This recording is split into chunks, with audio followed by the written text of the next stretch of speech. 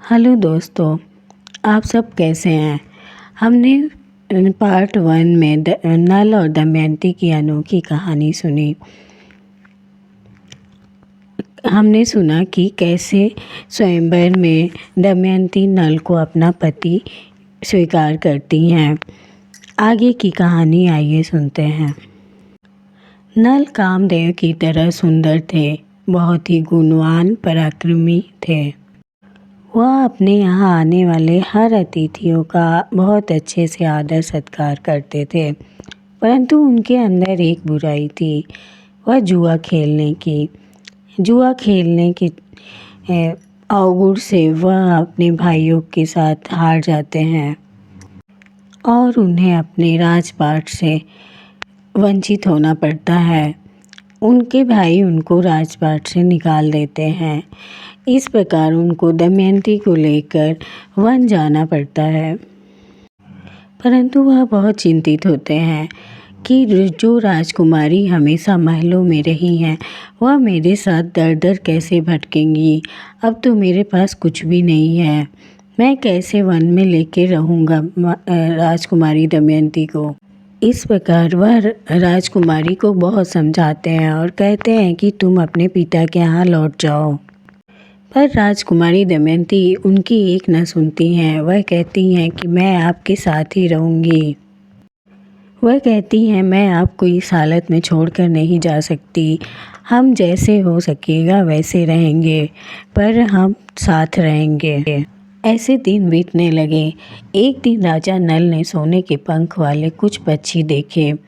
राजा ने सोचा यदि इन्हें पकड़ लिया जाए तो इनको बेचकर जीवन निर्वाह किया जा सकता है। ऐसा विचार कर उन्होंने अपने पहनने का वस्त्र खोलकर पक्षियों पर फेंका। पक्षी वह वस्त्र लेकर उड़ गए। अब राजा नल के पास तन ढकने के लिए भी कोई वस्त्र न रहा। अब नल को अपने से ज़्यादा दमयंती की चिंता सताने लगी। एक दिन दोनों जंगल में एक वृक्ष के नीचे एक ही वस्त्र से तन छिपाए पड़े थे। दमयंती को थकावट के कारण नींद आ गई। राजा नल ने सोचा दमयंती को मेरे कारण बड़ा दुख सहन करना पड़ता है।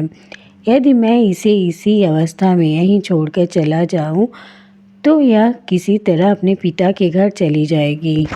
यह विचार कर उन्होंने तलवार से उसकी आधी साड़ी को काट लिया और उसी से अपना तन ढककर तथा दमयंती को उसी अवस्था में छोड़कर चले गए।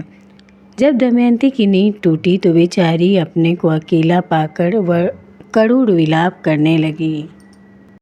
भूख और प्यास से व्याकुल होकर वह अचानक अजगर के पास चली गई और अजगर उसे निगलने लगा।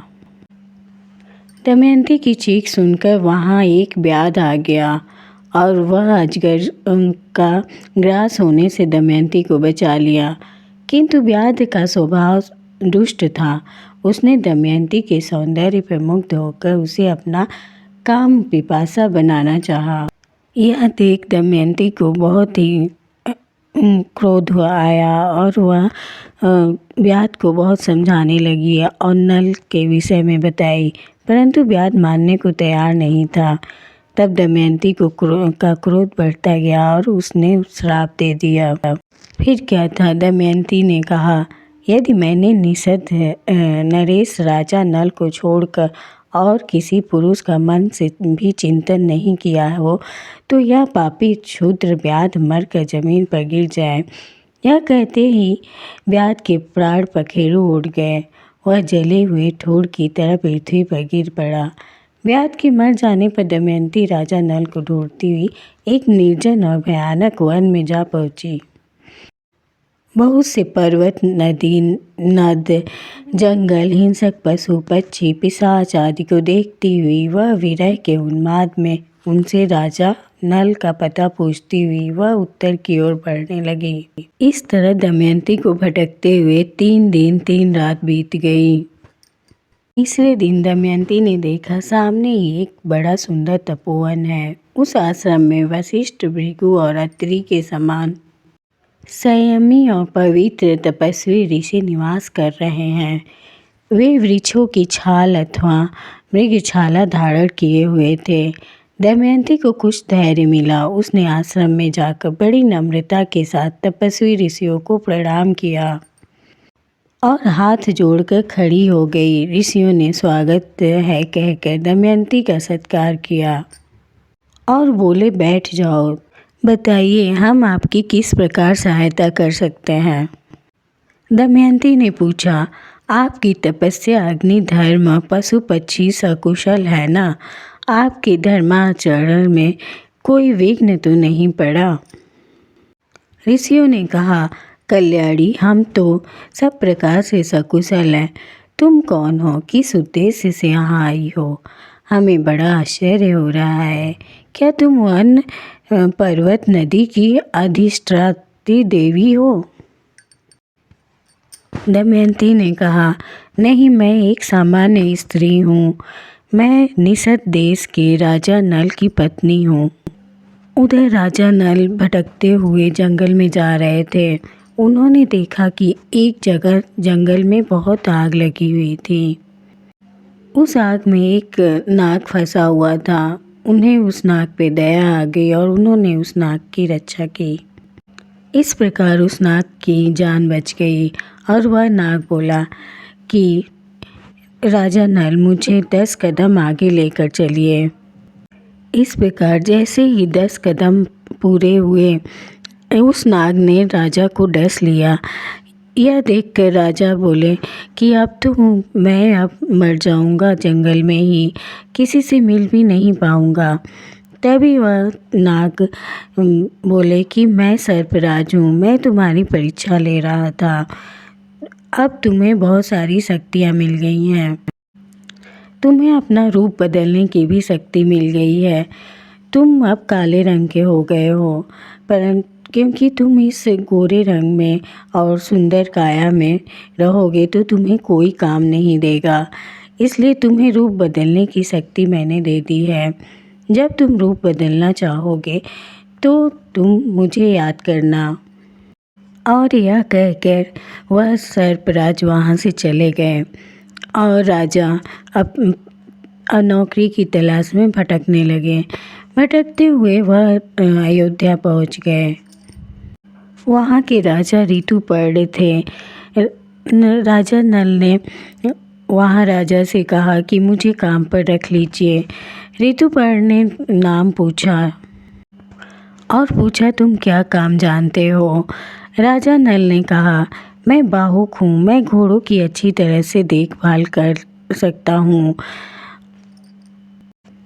राजा नल ने अपना नाम बाहुक बताया। राजा ऋतुपर्ण इस राजा नल के स्वभाव से बहुत ही प्रभावित हुए और उन्होंने राजा नल को काम पर रख लिया।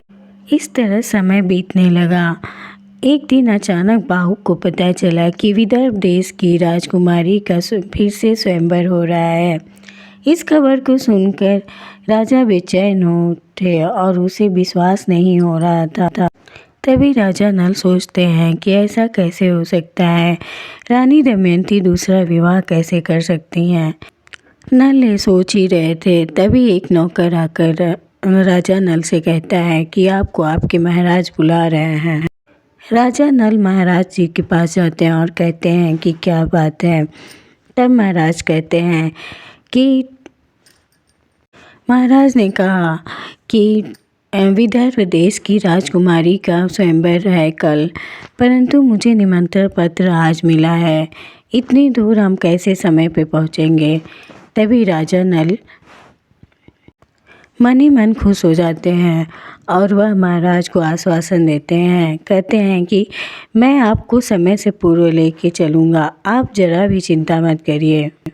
इस प्रकार राजा नल महाराज ऋतुपर्ण को लेके जाते हैं और वह हवा के वेग से रथ को चलाने लगते हैं और संध्या होने से पूर्व विदर्भ देश में पहुंच जाते हैं।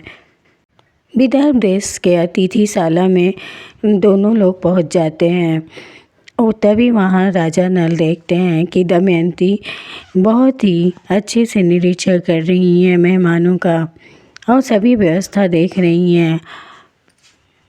उधर दमयंती मन ही मन सोच रही थी कि राजा नल यदि स्वयंवर में नहीं आए तो क्या होगा, परंतु उन्होंने आशा नहीं छोड़ा और वो कहती हैं कि नहीं, वह ज़रूर आएंगे और इस प्रकार हम दोनों का मिलन हो जाएगा।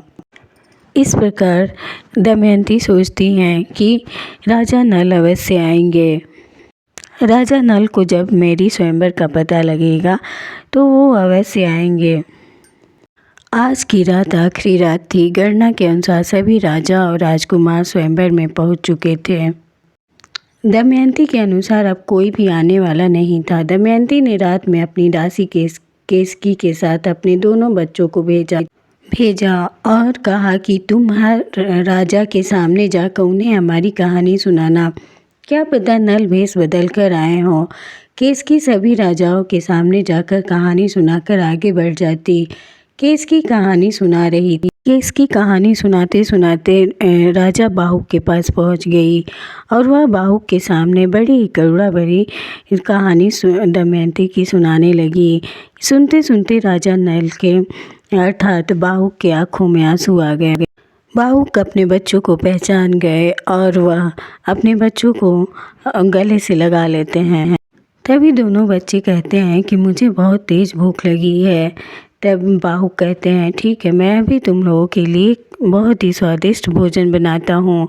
और इस प्रकार राजा बाहुक इंद्रदेव और वरुदेव का आह्वान करते हैं और बहुत ही स्वादिष्ट भोजन बनाते हैं और बच्चों को खीर देते हुए कहते हैं कि अपनी माँ को यह खीर दे दे। इस प्रकार रानी दमयंती और राजा नल का मिलन हो जाता है और दोनों सुखपूर्वक जीवन जीने लगते हैं। Thank you for watching. Shiv Hindi channel को लाइक एंड सब्सक्राइब अवश्य